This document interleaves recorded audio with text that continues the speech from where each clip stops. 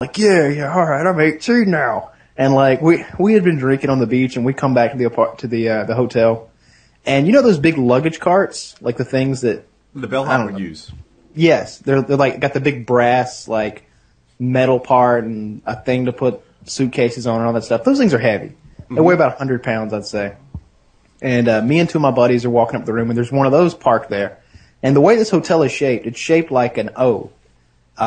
It's a circular hotel, and in the center of that O is this long shaft that goes all the way down to the bottom. And, you know, it's open, and there's a courtyard in the bottom of it. So the rooms are in a circular sort of thing. I don't know if you can imagine that, but basically you can look down through the middle of the hotel over a balcony down to this courtyard, 120 feet. Okay. And I'm like, let's throw. Base. Yeah, exactly. I'm like, let's throw that luggage cart down there. And I'm like, come on. No. So I'm like, this is in the interior of a building. As you led to the story, I'm picturing you throwing it outside on the sidewalk. Interior. All right. There's not anybody down there though. It's 3 a.m. It's all safe. Well, of course. Marginally. Marginally safe. I'm like, Boone, let's throw this thing off the railing. And so me and my buddy Boone, we push it up there, and I'm like, all right, you get that side, I'll get this side. He's like, no, man, no, this is all me right here. And I'm like, that's even better, plausible deniability. I'm like, let me wipe my prints off first. So he picks the thing up over his head, and he's like, shit, he's like trembling. It's so heavy. You know, he's like trying to keep his balance, and he just like throws it off the edge of the balcony, and we look down, and there's a few seconds of complete and utter silence as this thing it's like a movie. It's spinning as it just speeds to the bottom of this balcony. When it hits the bottom, there happened to be a concrete bench down there, and it hits it with the force of a nuclear weapon. Oh no.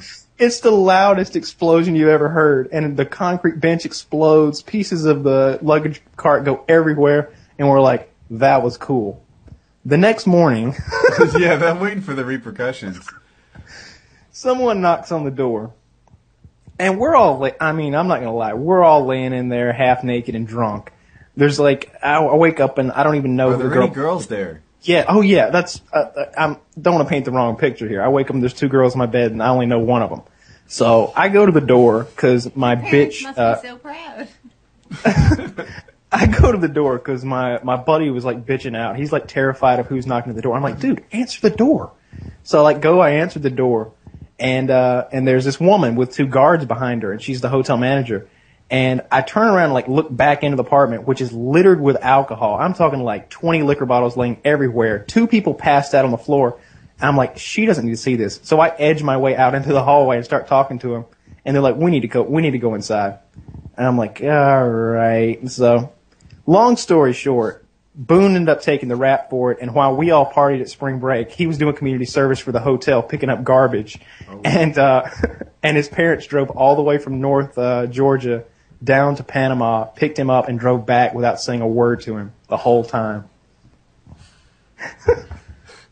But it was epic. That didn't seem like a good idea. It was a great idea. I'm so glad we did that. You should have seen it, man. You're it was so great. Glad he did that, and you didn't. Oh, yeah. Oh, God. If I'd done that, my parents would have murdered me. You know, I've never came across life where I was looking at shit and like, I wonder what that would look like if it was in pieces. I've never done that. Oh, God. That's me. That's a perfect description of me. Oh, yeah.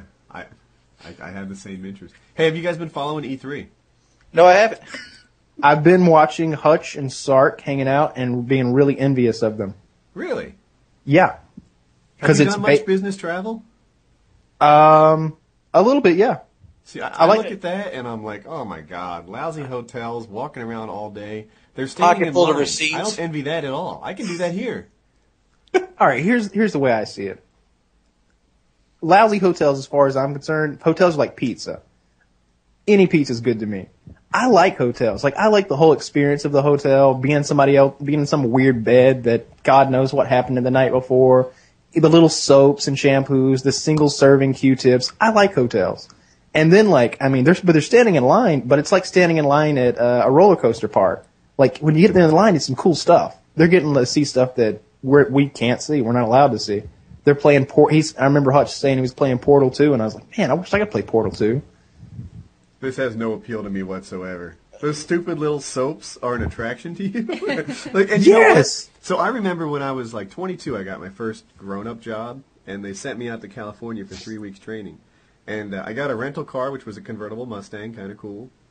And I stayed in the hotel, and it was the neatest thing to me. I was so happy to be traveling, and it made me feel important to be on business travel. It was like I achieved a certain level of career success, something you don't get, I don't know, as a waiter or something like that.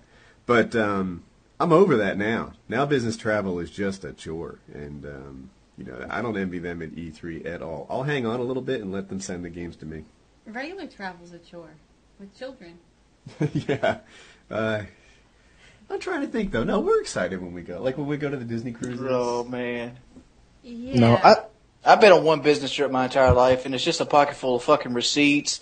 And you got to call in and tell them what you bought. Every time you purchase like a soda with their damn cards, you got to tell them about it. Oh, man. Let me just say this. Ford Motor Company, they give you a card, and they're like, have fun, buddy, which is probably why they're having financial trouble. But it's like going to the Detroit Auto Show. Oh, my God. It's so much fun. I work for Mac. I did my travel with Mac last, and you got $50 allotted for food a day. You got the hotel was paid. They prepaid your hotel before you even went on the trip. Wow. Yeah, ours is somewhere in between. I think you get $50 a day if you don't have receipts. If you do have receipts, then they just reimburse that. And so I don't really worry about the cost of the food or the gas or any of that stuff. But usually when I'm on business travel, I work really hard. I'm working from 8 till 10 or so, and there's not a lot of time to catch a baseball game or whatever you do. Yeah. No, they would just give us a card. I remember our dealership in Atlanta, we had a gas card, which was for the gas station across the street. It was a Shell gas station. And I remember asking one time, I was like, what's the limit on this card? I was curious, and they're like, there isn't a limit on that card. I'm like, nice. I'm like, who keeps track of, how much money goes out of it? It's like, nobody keeps track of that. There's like $30,000 going in and out of there a month. I'm like, oh, okay. This means free gasoline for me forever. And that was in the time when gasoline was $4 a gallon in Atlanta. I was filling up whenever I wanted to for free. That was a great perk. Wow. So E3, did you guys check out the Microsoft Connect stuff? Nope. Oh my God. Yeah, I saw it. It looked pretty cool. I like it.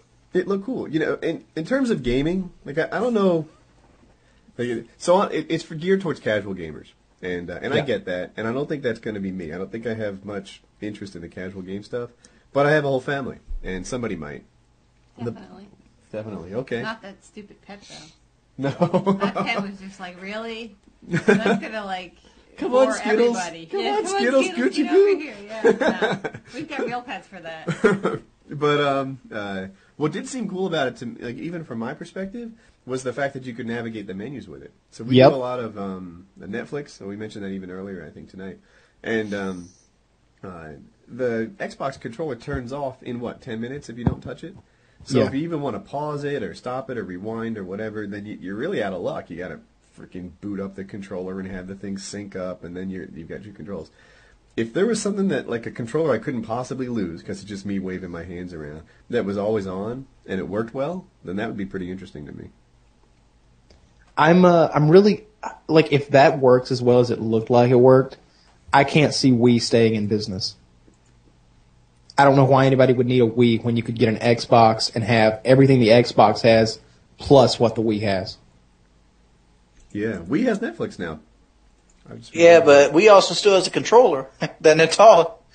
Well, I mean, I'm sure it would be very easy for Xbox to include some kind of controller. No, I'm just saying, you wouldn't need it. Well, I mean, yeah. Just go like your fishing motion instead of using a controller. He was calling that out as a weakness. And Sony has a controller. It looks just like the Wii nunchucks. Did you guys see that? I'm even going to ask you, Wings. You didn't see it. I get it. You're not paying attention. But Kevin Butler, is that the guy's name, the PS3 spokesman? Yeah. Honestly, it is. Okay. He was brilliant. He got up there and said, I love gaming. This thing is all about gaming. Gamers are the people who have oversized TVs and undersized apartments, who stay up till 3 a.m. to get a trophy that isn't even real.